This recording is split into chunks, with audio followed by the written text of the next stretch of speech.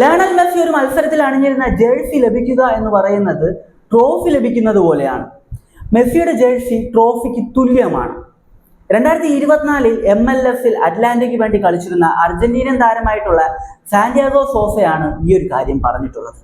കഴിഞ്ഞ മത്സരത്തിൽ നമ്മൾ കണ്ടിട്ടുള്ളത് യഥാർത്ഥത്തിൽ ഇതുപോലൊരു സംഭവമാണ്. എന്താണെന്ന് വിശദമായിട്ട് നോക്കാം. 2026 സീസണിന് മുന്നോടിയായിട്ട് പ്രീ സീസൺ ടൂർ നടത്തുകയാണ് ഇന്റർ മയാമി, അതും ലാറ്റിൻ അമേരിക്കയിൽ.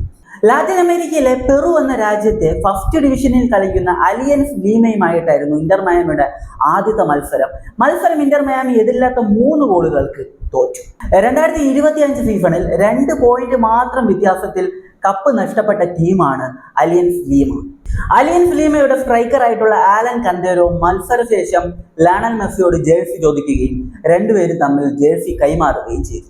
അതിനുശേഷം ആലൻ കന്തേരോ പൊട്ടിക്കരയുകയായിരുന്നു. മാധ്യമപ്രവർത്തകർ കാരണം ചോദിച്ചപ്പോൾ കന്തേരോ പറഞ്ഞത്, ചെറുപ്പം മുതലേ എൻ്റെ ഐഡൽ ലയണൽ മെസ്സി ആയിരുന്നു. ഞാൻ ഇവിടം വരെ എത്തിയിട്ടുണ്ടെങ്കിൽ അതിലൊരു പ്രധാന പങ്ക് ലയണൽ മെസ്സി വഹിക്കുന്നുണ്ട് എന്നാണ്. ലയണൽ മെസ്സിയുടെ ജേഴ്സി എനിക്ക് കിട്ടിയത് എൻ്റെ ജീവിതത്തിലെ ഏറ്റവും വലിയ ബഹുമതിയായിട്ടാണ് ഞാൻ കാണുന്നത്. ഇത് ഞാൻ എൻ്റെ വീട്ടിൽ ഫ്രെയിം ചെയ്തു വെക്കും. മെസ്സിയെ നേരിട്ട് കണ്ട നിമിഷം ഒരു സ്വപ്ന സാക്ഷാത്കാരം പോലെയായിരുന്നു എനിക്ക് തോന്നിയത്. ഇതായിരുന്നു കന്തേരു പറഞ്ഞിട്ടുള്ള വാക്കുകൾ. എല്ലാവർക്കും അവരുടെ ചെറുപ്പകാലത്ത് അവർ ഫുട്ബോൾ കണ്ടു തുടങ്ങിയ കാലത്ത് വളരെ മികച്ച പ്രകടനം നടത്തുന്ന ഏതെങ്കിലും ഒരു താരത്തിനോട് ഒരു ഇഷ്ടം തോന്നും. ആ താരത്തെ പോലെ ആകണമെന്ന് വിചാരിച്ച് അതിനുവേണ്ടി ശ്രമിക്കുകയും ചെയ്യും. ചിലർ അതുപോലെ ഒരു പ്രൊഫഷണൽ പ്ലെയർ ആകും, ചിലർക്ക് അതിന് കഴിയാതെ പോകും. എന്നാൽ അങ്ങനെ പ്രൊഫഷണൽ പ്ലെയർ ആയിട്ടുള്ള ചിലർക്ക് മാത്രമേ മെസ്സിക്കെതിരെയോ അല്ലെങ്കിൽ അവരിഷ്ടപ്പെടുന്ന താരത്തിനെതിരെയോ ഒപ്പവുമായി കളിക്കാനുള്ളൊരു അവസരം ലഭിക്കത്തുള്ളൂ. അതുമാത്രമല്ല, അവർ ആ മത്സരത്തിൽ കളിച്ചിരുന്ന ജേഴ്സി ലഭിക്കത്തുള്ളൂ. അങ്ങനെയുള്ള ഒരു അപൂർവ നേട്ടമാണ് ആലൻ കന്തേരോ എന്ന ഈ ഒരു അർജന്റീനിയൻ താരത്തിന് ലഭിച്ചിട്ടുള്ളത്. അതിൻ്റെ ഒരു എക്സൈറ്റ്മെന്റിൽ താരം പൊട്ടി അങ്ങ് കരഞ്ഞു.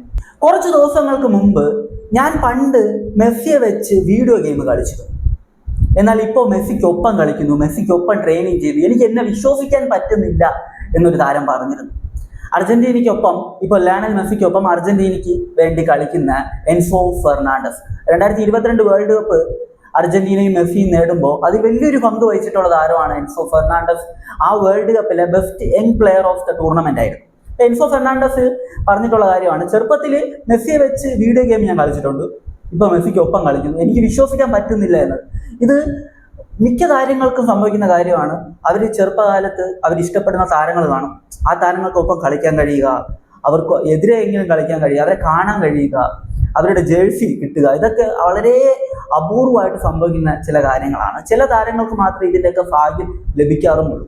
എന്തായാലും 2025 MLS ചാമ്പ്യന്മാരായിട്ടുള്ള ഇന്റർ മയാമിയെ സംബന്ധിച്ച് പ്രീ സീസൺ അത്ര മികച്ച രീതിയിലല്ല തുടങ്ങിയിട്ടുള്ളത്. സൗത്ത് അമേരിക്കൻ പ്രീ സീസൺ ടൂറിലെ ആദ്യ മത്സരം അവർ എതിരില്ലാത്ത 3 ഗോളുകൾക്ക് പരാജയപ്പെട്ടു.